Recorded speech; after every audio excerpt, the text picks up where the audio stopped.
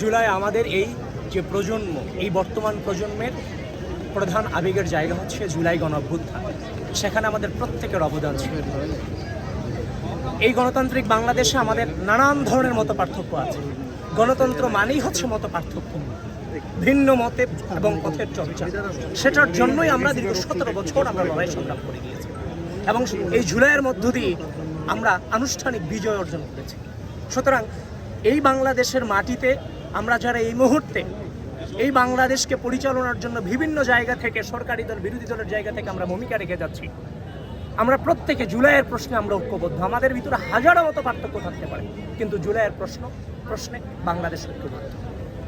বিগত যে সংগ্রাম ছিল স্বাধীনতা পূর্ববর্তী এবং পরবর্তী বাংলাদেশের ইতিহাসের যে সংগ্রাম ছিল, সেই সংগ্রামের যে আপনার রক্ষণাবেক্ষণ এই জুলাই ইতিহাসের মধ্য দিয়ে, জুলাই সংগ্রামের মধ্য দিয়ে, কিন্তু আপনাদের মধ্য দিয়ে বিগত জুলাই যে ইন্টারিমের আমলের যে সরকার ছিল, সে সরকারে আমাদের তেমন কোনো সংশ্লিষ্টতা ছিল না।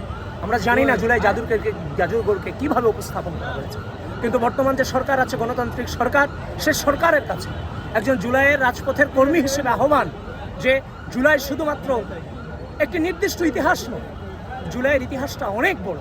সুতরাং এই জুলাইকে জীবন্ত রাখবার জন্য গোটা বাংলাদেশ ব্যাপী সকল জুলাইয়ের কর্মী, জুলাইয়ের সকল ঘরানার যারা সংগ্রাম করেছে, তাদের ইতিহাসকে জীবন্ত রাখবার জন্য এই জুলাই জাদুঘরের আন্ডারে একটা উন্মুক্ত গবেষণাগার ঘোষণা করা উচিত, যেখানে এসে প্রত্যেকের স্মৃতিটা এই জুলাই জাদুঘরে এসে লিখে যাবে এবং সেটাকে বিচার বিশ্লেষণের মধ্য দিয়ে জুলাই জাদুঘরে স্থায়ীভাবে সরকার এগুলোকে স্থান দেবে, যেটার মধ্য দিয়ে জুলাই জীবন্ত থাকবে।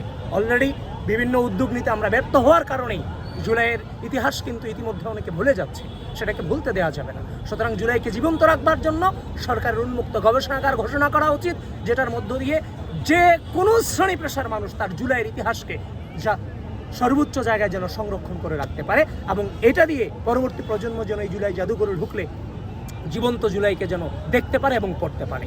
ধন্যবাদ আপনাদের সবাই।